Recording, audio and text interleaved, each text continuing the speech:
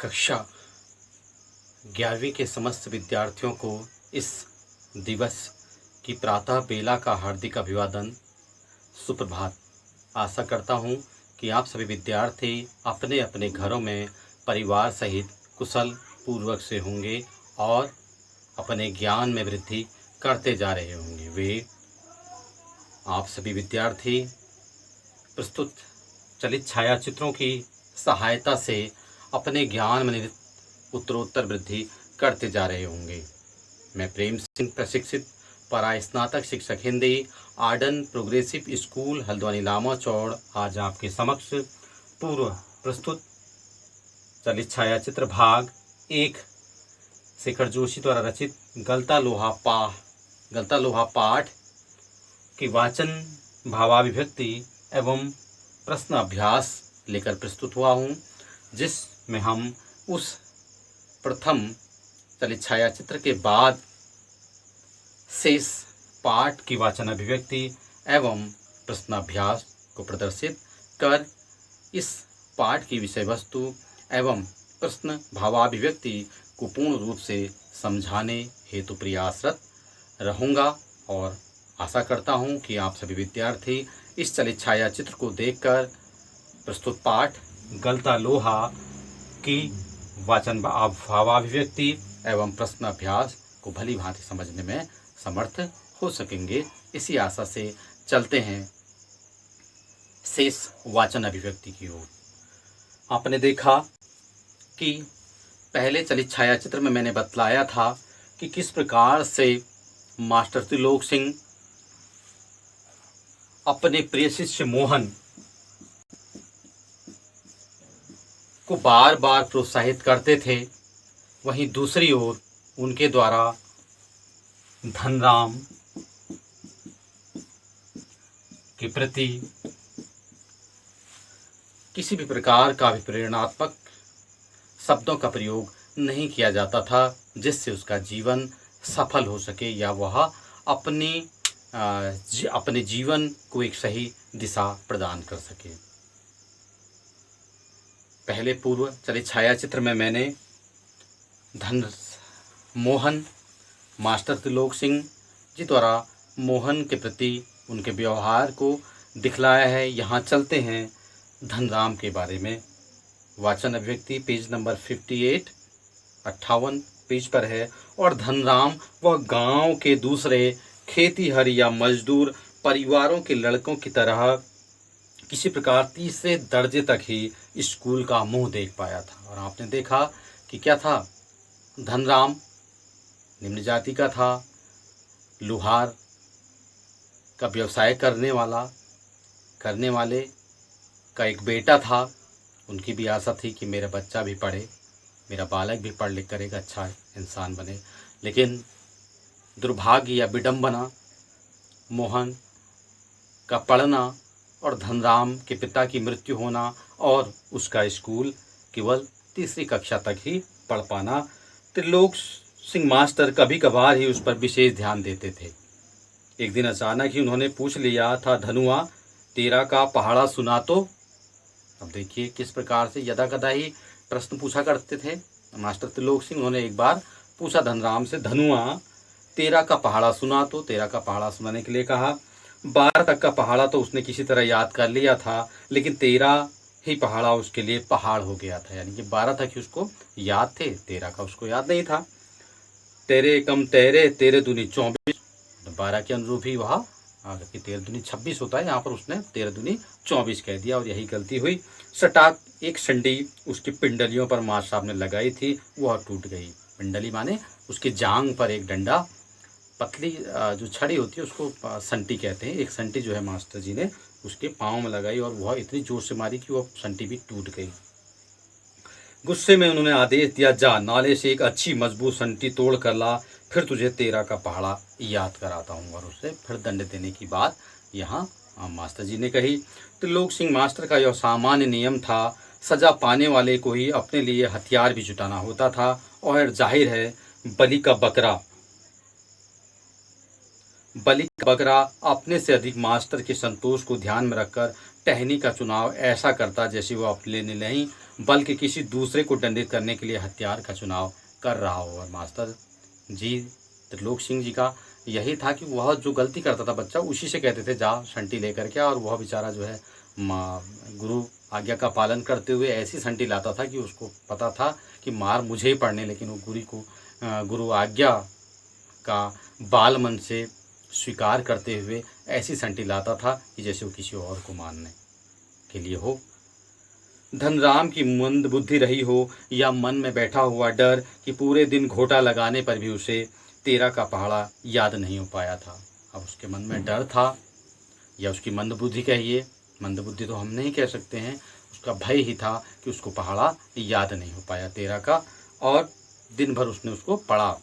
छुट्टी के समय जब मास्टर साहब ने उसे दोबारा पहाड़ा सुनाने को कहा तो तीसरी सीढ़ी तक पहुँचते वक्त फिर वो लड़खड़ा गया। यानी कि 13 दूनी 26 तो कहा उसने, लेकिन 13 तिया 39 उसे फिर याद नहीं हो पाया। तो इस प्रकार से, लेकिन इस बार मास्टर त्रिलोक सिंह ने उसके लाए हुए बेंत का उपयोग करने के बजाय जमान की चाबुक लगा दी थी, और बेंत नहीं मारा बल्कि जबान की चाबुक मार दी, जबकि जो कि क्या है, बेंत से कई गुना तेज होती है। उन्होंने कहा तेरे दिमाग में तो लोहा भरा है रे, विद्या का ताप कहाँ लगेगा इसमें। और ऐसी बात कही, ऐसा घाव उसको दिया कि वह जीवन भर उस घाव को नहीं मिटा पाया, उसके मस्तिष्क में ही वह चोट लग गई। उन्होंने कहा कि तेरे मस्तिष्क में तो क्या है, लोहा भरा है, तेरे दिमाग में तो लोहा भरा है, विद्या का ताप इसमें नहीं लग सकता।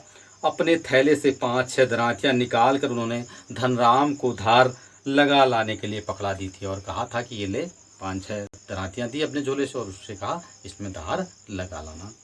किताबों की विद्या का ताप लगाने की सामर्थ्य धनराम के पिता की नहीं थी। किताबों की विद्या, इससे अधिक किस प्रकार से वो पढ़ाएं, धनराम के पिता भी इसमें समर्थ नहीं थे। धनराम हाथ पैर चलाने लायक हुआ ही था कि बाप ने उसे धोखने फूकने या सान लगाने के काम में उलझाना शुरू कर दिया, और फिर धीरे धीरे हथौड़े से लेकर घन चलाने की विद्या सिखाने लगा। पिता ने भी क्या किया, जैसे धनराम थोड़ा सा सही हुआ, काम करने लायक हुआ, तो तुरंत ही उन्होंने आफर में ही उसको जो है काम करना प्रारंभ कर दिया। फर्क इतना ही था कि जहां मास्टर त्रिलोक सिंह उसे अपनी पसंद का बेंत चुनने की छूट दे देते थे, वहां गंगाराम इसका चुनाव स्वयं करते थे, और जरा सी गलती होने पर छड़, बेंत, हत्ता जो भी हाथ लग जाता उसी से अपना प्रसाद दे देते थे। और यहाँ था कि जहाँ पर मास्टर त्रिलोक सिंह कहते थे कि तू डंडा ले अपने लिए, लेकिन जो उसके पिता थे गंगाराम, वो तो जो भी डंडा होता था उसी से उसकी पिटाई लगा देते थे अगर जरा सा भी उसने गलत काम किया। एक दिन गंगाराम अचानक चल बसे तो धनराम ने सहज भाव से उनकी विरासत संभाल ली, और पास पड़ोस के गांव वालों को याद नहीं रहा वे कब गंगाराम के ऑफर को धनराम का ऑफर कहने लगे। और देखा कि पिता की मृत्यु हुई और उसने जो है पूरा काम विरासत में वो संभाल लिया, और किस प्रकार से वो गंगाराम का ऑफर धनराम का ऑफर कहलाने लगा। यानी कि पूरी तरह वो अब उसी काम में दक्ष हो गया, उसी में निपुण होने लगा, उसी में काम करने लगा। प्राइमरी स्कूल की सीमा लागते ही मोहन ने छात्रवृत्ति प्राप्त कर त्रिलोक सिंह मास्टर की भविष्यवाणी को किसी हद तक सिद्ध कर दिया। तो साधारण हैसियत वाले यजमानों की पुरोहिताई करने वाले बंशीधर तिवारी का हौसला बढ़ गया, और वे भी अपने पुत्र को पढ़ा लिखा बड़ा आदमी बनाने का स्वप्न देखने लगे। क्या था, जैसी 5वीं पास हुई तो उसे छात्रवृत्ति मिलने लगी मेधावी छात्र की, मोहन को, और जिससे उसके पिता को और हौसला मिला कि मेरा बच्चा पढ़ने में होशियार है, तो उन्होंने उसको और पढ़ने की योजना बनाई। पीढ़ियों से चले आ रहे पैतृक धंधे ने उन्हें निराश कर दिया था। पीढ़ियों से जो उनका पुरोहिताई का काम चल रहा था, वे उससे निराश थे। बंशीधर मोहन के पिता दान दक्षिणा के बूते पर वे किसी तरह परिवार का आधा पेट भर पाते थे। यानी कि उनको जो भी पुरोहिताई में मिलता था उससे उनकी पूरी दिनचर्या सही प्रकार से नहीं चल पाती थी। मोहन पढ़ लिखकर वंश का दारिद्र्य मिटा दे, यह उनकी हार्दिक इच्छा थी, और उनकी हार्दिक इच्छा यह थी कि किसी प्रकार से उनका बेटा मोहन पढ़ लिख जाए और उनकी दरिद्रता मिट जाए। लेकिन इच्छा होने भर से ही सब कुछ नहीं हो जाता, और बिल्कुल सही, केवल इच्छा होने से ही सब कुछ नहीं होता। आगे की पढ़ाई के लिए जो स्कूल था वह गांव से 4 मील दूर था, और जो स्कूल था आगे की पढ़ाई के लिए गांव से 4 मील, लगभग 4 मील 6 किलोमीटर था। 2 मील की चढ़ाई के अलावा बरसात के मौसम में रास्ते में पड़ने वाली नदी की समस्या अलग थी। और रास्ता में क्या था, बरसात था और एक नदी पड़ती थी, उसमें पढ़ना जाना बहुत मुश्किल काम था। तो भी बंसीधर ने हिम्मत नहीं हारी और लड़के का नाम स्कूल में लिखा दिया। और उस स्कूल में लड़के का नाम लिखा दिया। बालक मोहन लंबा रास्ता तय कर स्कूल जाता और छुट्टी के बाद थका मादा घर लौटता तो पिता पुराणों की कथाओं से विद्या व्यसनी बालकों का उदाहरण देकर उसे उत्साहित करने की कोशिश करते रहते थे। और वो इतनी दूर जाता था, पढ़ के आता था, थक करके जब घर आता था तो उसके पिता उसको क्या करते थे, अभिप्रेरित करते थे। वे पुराणों में से ऐसे जो विद्या व्यसनी माने जो विद्या में पूर्णतः रुचि लेते थे, ऐसे बालकों को वह किस्सा या कहानी उसे सुनाते रहते थे, जिससे वह अभिप्रेरित होता था और पढ़ने के प्रति और अधिक जागरूक होता था, रुचि जगाता था। वर्षा के दिनों में नदी पार करने की कठिनाई को देखते हुए बंसीधर ने नदी पार के गांव में एक यजमान के घर पर मोहन का डेरा तय कर दिया था। उन्हें लगा कि बार बार ये किस प्रकार से बरसात में जाएगा, नाला आ गया, कभी कोई दुर्घटना हो गई, तो उन्होंने जो वहीं उसी गाँव में उनके यजमान का घर था, उसी घर से उनकी व्यवस्था कर दी कि यहीं रह कर के ये पढ़ाई कर ले। घर के अन्य बच्चों की तरह मोहन खा पी कर स्कूल जाता और छुट्टियों में नदी उतार पर होने पर गांव लौट आता था। और क्या होता था, वहीं रहता था वो। और जब कभी छुट्टियां हो जाती थी, नदी जब उतार पर होती थी, पानी कम होता था, तो वो अपने गांव आ जाता था। संयोग की बात, एक बार छुट्टी के पहले दिन जब नदी का पानी उतार पर ही था और मोहन कुछ घसियारों के साथ नदी पार कर घर आ रहा था, तो पहाड़ी के दूसरी ओर भारी वर्षा होने के कारण अचानक नदी का पानी बढ़ गया। पानी कम था, लेकिन अचानक वह जो घास लेने वाले जो पुरुष महिलाएं होती हैं, उनको घसियारे कहते हैं, उनके साथ वो पानी से नदी पार कर रहा था। तो अचानक पानी बढ़ गया, क्योंकि बारिश इधर नहीं थी, लेकिन वहाँ बारिश हो रही थी ऊपर।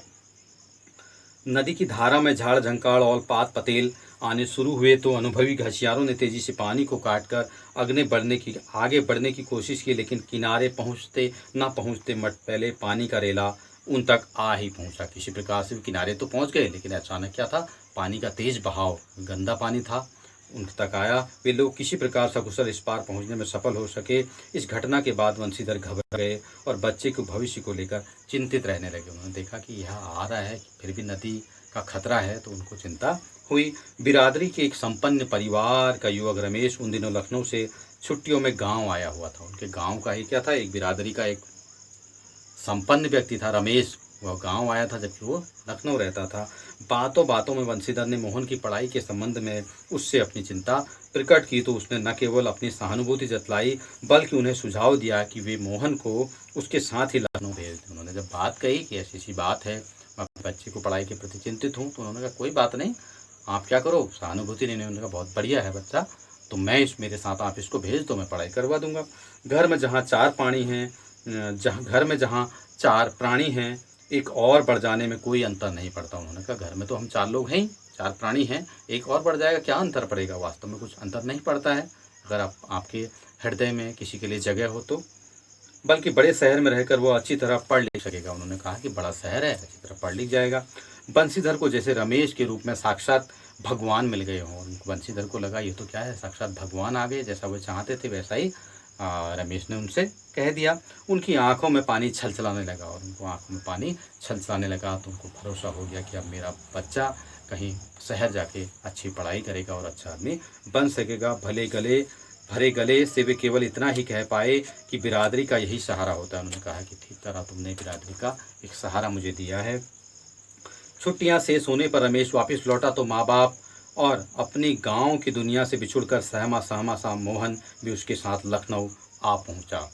और जब वो छुट्टियां समाप्त शेष होने पर रमेश वापस लौटा तो माँ बाप और अपनी गांव की दुनिया से बिछुड़कर सहमा समा मोहन भी क्या है, दुनिया से बिछुड़कर लखनऊ जा रहा था और उसके साथ लखनऊ चले गया। अब मोहन की ज़िंदगी का एक नया अध्याय शुरू हुआ और वहाँ से उसकी ज़िंदगी का एक नया अध्याय शुरू हुआ। घर की दोनों महिलाओं, जिन्हें वह चाची और भाभी कह पुकारता था, का हाथ बटाने के अलावा धीरे धीरे वह मोहल्ले की सभी चाचियों और भाभियों के लिए कामकाज में हाथ बटाने का साधन बन गया। उसके घर में क्या थी, चाची थी और भाभी थी, तो घर में पहले ही महिलाएं थी, उनका हाथ बटाता ही था। उसके साथ साथ वो पूरी क्या थी, जो मोहल्ला था उनका, जहाँ पर उनकी चाची भाभी रहती थी, सभी का वो हाथ बटाने लगा। मोहन थोड़ा दही तो ला दे बाजार से, कोई कहता थोड़ा दही ला दे। ये कपड़े धोबी को तो दिया, कोई कपड़े धोबी को देने की बात कहता। मोहन 1 किलो आलू तो ला दे। तो इस प्रकार से उसको काम करना पड़ता, सभी लोग उसी से काम करवाया करते। औसत दफ्तरी बड़े बाबू की हैसियत वाले रमेश के लिए मोहन को अपना भाई बिरादर बतलाना अपने सम्मान के विरुद्ध जान पड़ता था, और वह जब काम करने लगे तो वह किस प्रकार उसको अपना भाई बिरादर बताए। वह उसे घरेलू नौकर से अधिक हैसियत नहीं देता था, और वह क्या करता था, कोई पूछता था तो केवल नौकर के देता था। इस बात को मोहन भी समझने लगा था, और धीरे धीरे यह बात मोहन के भी समझ में आ गई कि वो किस प्रकार से उसके साथ व्यवहार करते हैं। थोड़ी बहुत हीला हवाली करने के बाद रमेश ने निकट के ही एक साधारण से स्कूल में उसका नाम लिखवा दिया, और एक साधारण से स्कूल में उसका नाम लिखवा दिया। लेकिन एकदम नए वातावरण और रात दिन के काम के बोझ के कारण गांव का वह मेधावी छात्र शहर के स्कूली जीवन में अपनी कोई पहचान नहीं बना पाया। इस प्रकार से वो मेधावी था, लेकिन शहर में वह कोई पहचान नहीं बना पाया। उसका जीवन एक बंधी बधाई लीक पर चलता रहा। साल में एक बार गर्मियों की छुट्टी में गांव जाने का मौका भी तभी मिलता जब रमेश या उसके घर का कोई प्राणी गांव जाने वाला होता, वरना उन छुट्टियों को भी अगले दर्जे की तैयारी के नाम पर उसे शहर में ही गुजार देना पड़ता था। यदि छुट्टियां होती थी, रमेश या उसका घर का कोई सदस्य यदि गांव जाता तब तो वह भी जाता, नहीं तो वह कह देते थे कि उसके अगले क्लास की पढ़ाई चल रही है, इस कारण से वह नहीं आ पाएगा इन छुट्टियों में। अगले दर्जे की तैयारी तो बहाना भर थी। सवाल रमेश और उसकी गृहस्थी की असुविधा का था, यानी कि यह सब कहने की बात थी। कहीं ना कहीं रमेश उससे अपने घर का काम करवाना ज़्यादा फायदेमंद समझता था। मोहन ने परिस्थितियों से समझौता कर लिया था, और मोहन ने भी क्या कर लिया था, परिस्थितियों से समझौता कर लिया था। वो क्या कहता, उसे मालूम था कि अगर पिता से ये बात कहूँगा तो पिता को दुख होगा, क्योंकि और कोई चारा भी नहीं था। घर वालों को अपनी वास्तविक स्थिति बतलाकर वह दुखी नहीं करना चाहता था। वह नहीं चाहता था कि उसके माता पिता दुखी हों। बंसीधर उसके सुनहरे भविष्य के सपने देख रहे थे। वहाँ दूसरी ओर उसके पिता जानते थे कि वह गांव से शहर चला गया है, वहाँ पढ़ाई कर रहा है, तो कहीं ना कहीं एक बड़ा आदमी बन करके वापस लौटेगा। 8वीं कक्षा की पढ़ाई समाप्त कर छुट्टियों में मोहन गांव आया हुआ था। जब वह लौटकर लखनऊ पहुंचा तो उसने अनुभव किया कि रमेश के परिवार के सभी लोग जैसे उसकी आगे की पढ़ाई के पक्ष में नहीं, और 8वीं पास करके जैसे ही आगे गया पता चला कि अब ये लोग उसको पढ़ाना ही नहीं चाहते हैं। बात घूम फिर कर जिस ओर से उठती वो इसी मुद्दे पर जरूर खत्म हो जाती कि हजारों लाखों BA MA मारे मारे बेकार फिर रहे हैं। ऐसी पढ़ाई से अच्छा तो आदमी कोई हाथ का काम सीख ले। और क्या थे, वो बार बार यही ताना देते ताकि उनकी फीस में खर्च ना हो कि क्या पर लोग BA MA करने के बाद मारे मारे फिर रहे हैं, तो ऐसा कोई अपने हाथ का काम सीखे।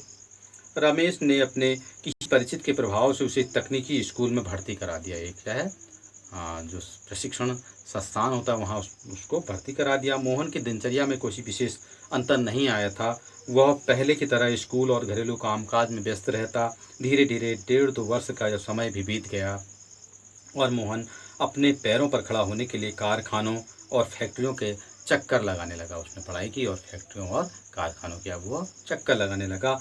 बंसीधर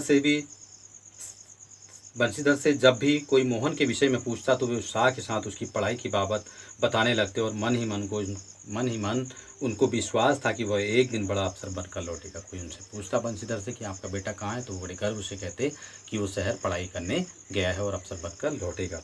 लेकिन जब उन्हें वास्तविकता का ज्ञान हुआ तो न सिर्फ गहरा दुख हुआ, बल्कि वे लोगों को अपने स्वप्न भंग की जानकारी देने का साहस नहीं जुटा पाए। स्वप्न भंग की उन्होंने क्या सोचा था, क्या हो गया, यह कह ही नहीं पाए किसी से। धनराम ने भी एक दिन उनसे मोहन के बारे में पूछा था। धनराम उनका दोस्त बचपन का मिला तो उन्होंने पूछा। घास का एक तिनका तोड़कर दांत खोदते हुए उन्होंने बताया था कि उसकी सेक्रेटरीट में नियुक्ति हो गई है और शीघ्र ही विभागीय परीक्षाएं देकर वह बड़े पद पर पहुंच जाएगा। उन्होंने झूठ बोला कि उसकी सेक्रेटेरिएट में नियुक्ति हो गई है और वह परीक्षाएं देगा और अच्छे पद पर पहुंच जाएगा। धनराम को त्रिलोक सिंह मास्टर की भविष्यवाणी पर पूरा यकीन था, और धनराम को पता था कि टीचर उससे बार बार कहते थे ऐसा होना ही था। उसने सोचा बिल्कुल ऐसा होना था, क्योंकि मास्टर जी ने पहले ही कहा था। दांतों के बीच में तिनका दबाकर असत्य भाषण का दोष न लगने का संतोष लेकर बंशीधर आगे बढ़ गए थे। और होता क्या है कि हमारे घरों में कोई ना कोई क्या है, इस प्रकार की निरर्थक भ्रम, निरर्थक उपाय होते हैं जिससे हम केवल अपने आप को ही सांत्वना दे रहे हैं। उन्होंने तिनका दबाकर बात कही, झूठ नहीं मानी जाती, ऐसा ही उनके साथ भी था। बंशीधर आगे बढ़ गए थे। धनराम के शब्द मोहन लला बचपन से ही बड़े बुद्धिमान थे, उन्हें बहुत देर तक कचोटते रहे और उनको बार बार धनराम के शब्द धनराम ने कहा कि मोहन लला तो बचपन से ही बड़े बुद्धिमान थे, उन्हें बहुत देर तक कचोटते रहे कि ऐसा कह रहा है, जबकि मैंने क्या कहा है, झूठ बोला है उससे, और वो उसकी हालत क्या है। त्रिलोक सिंह मास्टर की बातों के साथ साथ बचपन से लेकर अब तक के जीवन के कई प्रसंगों पर मोहन और धनराम बातें करते रहे, और आपने देखा कि ये बातें चल रही हैं कहीं ना कहीं पुराने उसमें चल रहे थे हम यादों पर, और वो बात करते रहे। धनराम ने मोहन के हंसुए की फाल को बैंस से निकालकर भट्टी में तपाया। धनराम ने जो मोहन का फाल था उसको बैंस से निकाला, भट्टी में तपाया और मन लगाकर उसकी धार गढ़ दी, धार बना दी। गर्म लोहे को हवा में ठंडा होने में काफ़ी समय लगा था। धनराम ने उसे वापस बैंत पहनाकर मोहन को लौटाते हुए जैसे अपनी भूल चूक के लिए माफ़ी मांगी हो, और उसने उसको ठंडा किया, फिर उसको दे दिया और कहा मन ही मन ऐसा लगा उसको कि किसी प्रकार से अगर कोई भी जैसा भी हो मैंने कर दिया है पूरा, यदि कोई कमी हो तो मुझे माफ़ करना मन ही मन। बेचारे पंडित जी को तो फुर्सत नहीं रहती, लेकिन किसी के हाथ भिजवा देते तो मैं तत्काल बना देता। उन्होंने कहा कि बेचारे पंडित जी को फुर्सत नहीं मिलती, आपको आना पड़ा, किसी के हाथ भी भेज देते तो मैं तुरंत भेद बना देता। मोहन ने उत्तर में कुछ नहीं कहा, लेकिन हंसुए को हाथ में लेकर वह फिर वहीं बैठे रहा, जैसे उसे वापस जाने की कोई जल्दी न रही।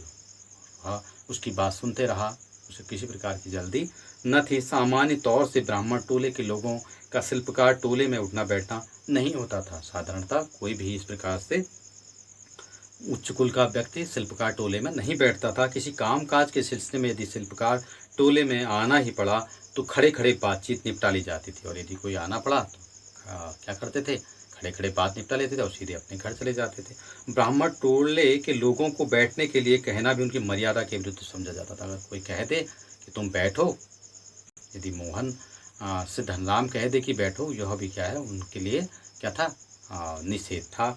पिछले कुछ वर्षों से शहर में जा रहने के बावजूद मोहन गांव की इन मान्यताओं से अपरिचित हो ऐसा संभव नहीं था, जबकि मोहन यह सब जानता था। धनराम मन ही मन उसके व्यवहार से असमंजस में पड़ा था, लेकिन प्रकट में उसने कुछ नहीं कहा और अपना काम करता रहा था। असमंजस था कि काम हो गया, अब क्यों यहाँ पर मोहन बैठा हुआ है, कहीं ऐसा ना हो कि और बिरादरी के लोग देख लें, कोई बखेड़ा खड़ा हो जाए। लोहे की एक मोटी छड़ को भट्टी में गलाकर धनराम गोलाई में मोड़ने की कोशिश कर रहा था, और उसको एक छड़ थी उसको गोलाई में मोड़ने का प्रयास कर रहा था। एक हाथ से सणसी पकड़कर जब वह दूसरे हाथ से हथौड़े की चोट मारता तो निहाई पर ठीक घाट में सिरा न फंसने के कारण लोहा उचित ढंग से मुड़ नहीं पा रहा था, और जो है मोड़ने का प्रयास कर रहा था, लेकिन कहीं ना कहीं अकेले करने के कारण वह काम पूरा हो नहीं पा रहा था जिस प्रकार से वो करना चाह रहा था। मोहन कुछ देर तक उसे काम करते हुए देखते रहा, फिर जैसे अपना संकोच त्याग कर उसने दूसरी पकड़ से लोहे को स्थिर कर लिया और धनराम के हाथ से हथौड़ा लेकर नपी तुली चोट मारते, अभ्यस्त हाथों से धोखनी फूंक कर लोहे को दोबारा भट्टी में गर्म करते और फिर निहाई पर रखकर उसे ठोकते पीटते सुघड़ गोले का रूप दे डाला। और जो काम धनराम से ना हो सका वह मोहन ने तुरंत कर दिया। मोहन का यह हस्तक्षेप इतनी फुर्ती और आकस्मिक ढंग से हुआ था कि धनराम को चूक का मौका भी नहीं मिला, और इसने मोहन ने इतनी फुर्ती से वो काम किया था, न उससे मना कर पाया, न किसी प्रकार से वो अवरोध ही उत्पन्न कर पाया। वह अवाक मोहन को की ओर देखता रहा। उसे मोहन की कारीगरी पर उतना आश्चर्य नहीं हुआ जितना पुरोहित खानदान के युवक की इस तरह के काम में उसकी भट्टी पर बैठकर हाथ डालने पर हुआ था। उसको यह आश्चर्य नहीं था कि ऐसा काम लोहे का काम उसने किया, बल्कि उसे यह आश्चर्य था कि किस प्रकार से एक उच्च जाति के व्यक्ति ने उसका काम किया। वह संकित दृष्टि से उधर देखने लगा, इधर तो देखने लगा कि किसी ने देखा तो नहीं कि उसके लिए कहीं मुसीबत हो जाए। धनराम की संकोच, असमंजस और धर्म संकट की स्थिति से उदासीन मोहन संतुष्ट भाव से अपने लोहे की छल्ले की त्रुटिहीन गोलाई को जांच रहा था, लेकिन उसका कोई भी भय किसको, मोहन को नहीं था। वह उसको देख रहा था कि मैंने सही बनाया या गलत। उसने धनराम की ओर अपनी कारीगरी की स्वीकृति पाने की मुद्रा में देखा। उन्होंने कहा इस प्रकार से देखा कि देखो मैंने सही बनाया या न बनाया। उसकी आंखों में एक सर्जक की चमक थी जिसमें न स्पर्धा थी न ही किस प्रकार की हार जीत का भाव। उसके पास क्या थी, एक रचनात्मकता की, जिस प्रकार से लोग रुचि रुचि से कोई भी कार्य करते हैं, चाहे वो सही हो या उनकी जाति के अनुरूप हो या नहीं। तो इसी प्रकार से मोहन ने वह काम किया। तो आपने देखा किस प्रकार से एक कहानी थी, कहाँ मोहन वो होनहार बालक, पढ़ने लिखना जिसे मास्टर त्रिलोक सिंह कहते थे, एक बड़ा आदमी बनेगा, किस प्रकार की परिस्थितियों से झेलता हुआ भी वो भी क्या था, एक लोहे के काम में प्रवीण बन गया और वहीं गांव में आकर के अपने पिता के साथ व्यवसाय करने लगा। और इस जातीय भेदभाव को छोड़कर रचनात्मकता का उदाहरण यहाँ पर मोहन ने प्रस्तुत किया, तो हमें भी इससे सीख लेनी चाहिए। मैं आशा करता हूँ कि इस पाठ विषय वस्तु पाठ में निहित लेखक के उद्देश्य को भी आप लोग समझ चुके होंगे। चलते हैं प्रश्न अभ्यास की ओर। प्रश्न नंबर 1, कहानी के उस प्रसंग का उल्लेख करें जिसमें किताबों की विद्या और घन चलाने की विद्या का जिक्र आया है। तो आपने देखा कि जब एक बार मास्टर जी ने धनराम से 13 का पहाड़ा पूछा और उसे वह 13 का पहाड़ा नहीं आ पाया, तो मास्टर जी ने उसकी पिटाई की। फिर उससे एक बैंत लाने के लिए कहा, लेकिन जब वह बैंत लेकर आके आया तो उन्होंने उसे मारा नहीं, बल्कि उनसे यह कहा कि तेरे दिमाग में तो लोहा भरा है, विद्या का ताप इसमें कहाँ लग सकता है। तो यह वह प्रसंग था जिसमें किताबों की विद्या और घन चलाने की विद्या का जिक्र आया है। तो आपने देखा कि किस प्रकार से मास्टर जी ने धनराम को डंडे से पिटाई करने या शारीरिक चोट देने की बजाय से ऐसी मानसिक चोट दी कि तेरे दिमाग में तो लोहा भरा है, विद्या का ताप कहाँ लगेगा इसमें, जो उसके जीवन भर वह घाव नहीं मिट पाया। तो यह प्रसंग उस समय आया था जब टीचर ने मास्टर जी ने उससे 13 का पहाड़ा पूछा था।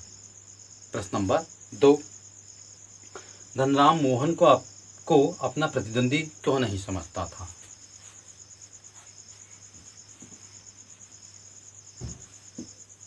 आपने देखा धनराम मोहन को अपना प्रतिद्वंदी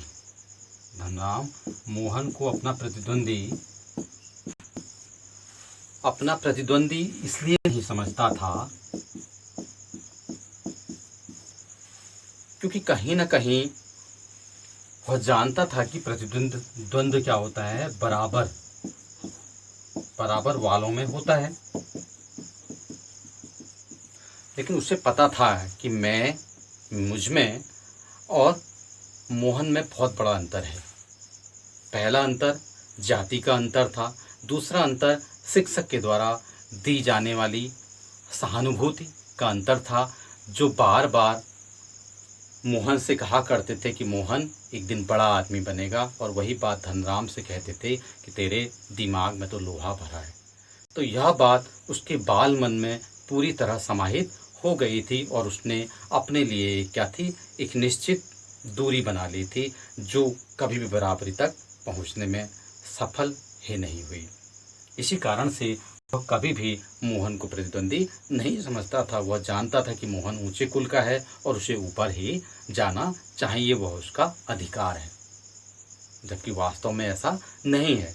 हम सब यदि एक क्लास में सारे बच्चे पढ़ते हैं तो सब बराबर हैं और भी प्रतिद्वंद कर सकते हैं, और किसी भी टीचर को किसी भी विद्यार्थी से कम कहना उचित नहीं है।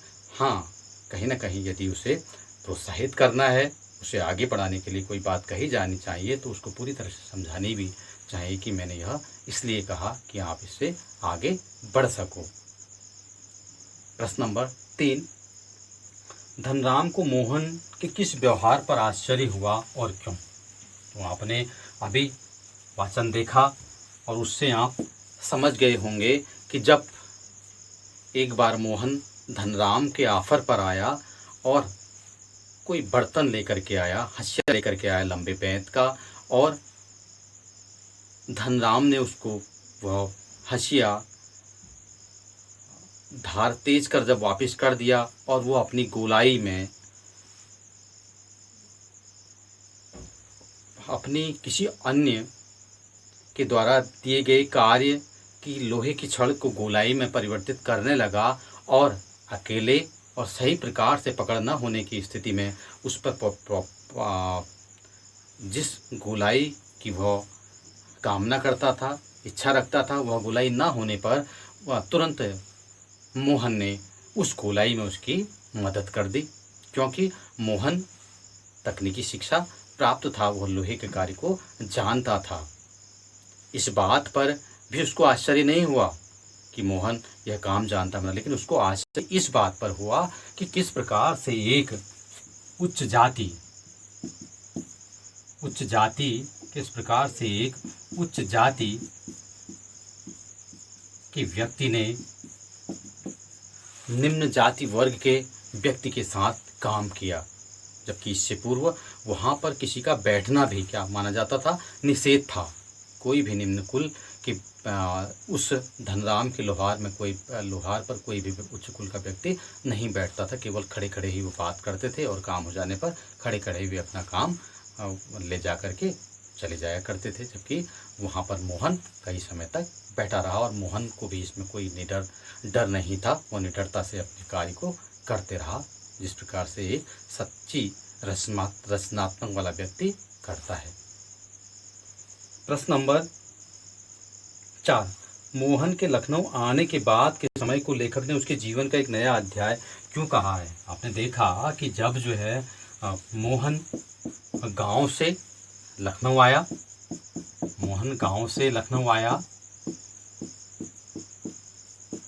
आया तो वो पढ़ने के लिए था, लेकिन पढ़ने के बजाय धीरे धीरे घर के कामों में, अपने घर के, रमेश के घर के काम, पड़ोसियों के घर के काम करते करते वह क्या बन गया था, एक नौकर बन गया था। लेकिन जब उसने किसी व्यावसायिक प्रशिक्षण संस्थान में प्रवेश लिया और लोहे का काम किया, तो उसके जीवन की दिशा बदल गई थी।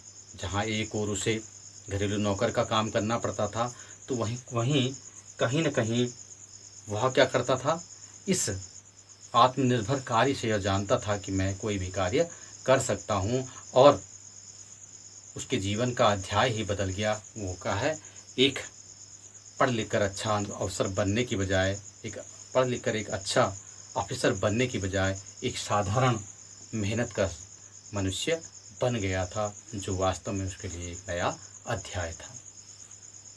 प्रश्न नंबर 5, मास्टर त्रिलोक सिंह के किस कथन को लेखक ने जमान के चाबुक कहा है और क्यों कहा है? आप लोग जानते ही हैं, अभी बात हुई थी कि तेरे दिमाग में लोहा भरा है रे, विद्या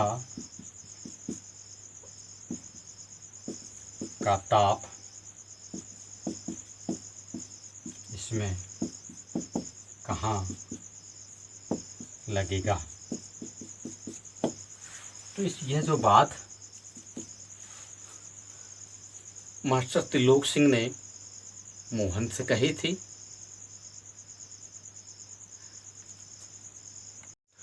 मास्टर त्रिलोक सिंह जी ने यह बात कि तेरे दिमाग में लोहा भरा है रे, विद्या का ताप कहाँ लगेगा इसमें, यह बात तब कही थी जब उसे 13 का पहाड़ा नहीं आया था और उसे डंडे या छड़ से पिटाई करने की बजाय मास्टर त्रिलोक सिंह ने जबान की चाबुक लगाकर यह बात कह दी गई थी, क्योंकि ये क्या थी, उसके मस्तिष्क पर यह चोट लगी थी और वह चोट हमेशा उसके दिमाग पर बैठी रही और उसने अपने आप को नीचा समझ लिया। उसकी कभी भी हिम्मत नहीं हुई कि वह भी पढ़ लिख कर एक अच्छा इंसान बन सकता है, अच्छा व्यक्ति बन सकता है, क्योंकि वह पहले ही मोहन को ऊंचे कुल का मानता था, अपने आप से श्रेष्ठ मानता था। और जब यह बात मास्टर त्रिलोक सिंह ने उससे कही थी, तब से वह उससे और नीचे अपने आप को मानने लगा, जिससे वह ऊपर उठने की सोच भी नहीं सका, जो कि मास्टर के द्वारा कही गई बिल्कुल अनुचित बात थी। किसी भी प्रकार से किसी भी शिक्षक को किसी बच्चे से ऐसा कहने का अधिकार नहीं है। प्रश्न नंबर 6,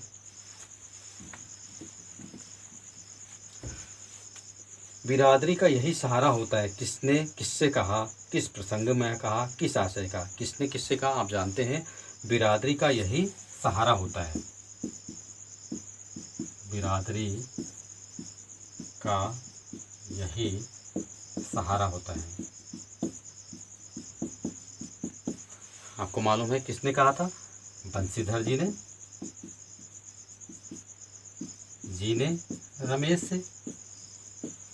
पहला उत्तर, किस प्रसंग में कहा? किस प्रसंग में? आप जानते हो कि उसको पढ़ाने के लिए शहर ले जाने की बात पर जब रमेश ने कहा कि मैं उसको पढ़ाने के लिए मेरे साथ आप शहर भेज दो। किस आशय से कहा? आशय तो यहाँ पर यही था कि वह उसको पढ़ाएगा, लेकिन उसने उस आशय का क्या कर दिया? सही अर्थ नहीं दिया, बल्कि उसे क्या कर दिया? एक घरेलू नौकर बना दिया पढ़ाने हेतु। कहेंगे यहाँ पर दूसरा तो आप जानते हैं कि वो छिपा है, तो कहीं ना कहीं पढ़ाने हेतु उससे कहा, जबकि उसने उसको पढ़ाया नहीं बल्कि एक नौकर बना दिया। फिर था उसकी इस कहानी में यह आशय स्पष्ट हुआ है। अब पूछा भी क्या है, देखो नेक्स्ट क्वेश्चन में आया है, क्या इस कहानी में वो आशय स्पष्ट हुआ है? तो आप बता सकते हैं कि इस कहानी में वो आशय स्पष्ट नहीं हुआ है। कहीं ना कहीं रमेश ने छल करते हुए वंशीधर का जो है विश्वासघात करते हुए उसको क्या किया? एक मात्र नौकर बनाया और एक तकनीकी संस्थान में केवल क्या दिलाया? दाखिला दिलाया और उससे घर का काम करवाया, जिससे वह अपनी प्रतिभा को पूरी तरह से उजागर न कर सका। प्रश्न नंबर 2, उसकी आंखों में एक सर्जक की चमक थी। कहानी का यह वाक्य किसके लिए कहा गया है? यह वाक्य किसके लिए कहा गया है? जानते हैं आप? सर्जक की चमक किसकी उसमें थी? मोहन की उसमें। किस प्रसंग में कहा गया है? वह प्रसंग क्या था? जब जो है धनराम एक छड़ को गोलाई दे रहा था, उससे गोलाई नहीं हुई, तो वो गोलाई किसने पूरी की? मोहन ने पूरी की। किस पात्र विशेष के किन चारित्रिक पहलुओं को उजागर करता है? यह पात्र विशेष के किन चारित्रिक पहलुओं को यह किस पात्र, यानी कि यह मोहन के उस चरित्र को प्रदर्शित करता है जो कि क्या है? ऊंच नीच वाली बातों में बिल्कुल विश्वास नहीं करता था। वह केवल यह जानता था कि जो कार्य कर सकता है तो उसे वह कार्य करना चाहिए, किसी प्रकार का जातीय भेदभाव नहीं करना चाहिए। तो आप आशा करता हूँ कि सारे विद्यार्थी इन प्रश्नों के उत्तर भी स्वभाषा, स्वविचार क्षमता और अपने वाक्य निर्माण से करने में समर्थ हो गए होंगे। इसी आशा से आप सभी विद्यार्थियों को धन्यवाद।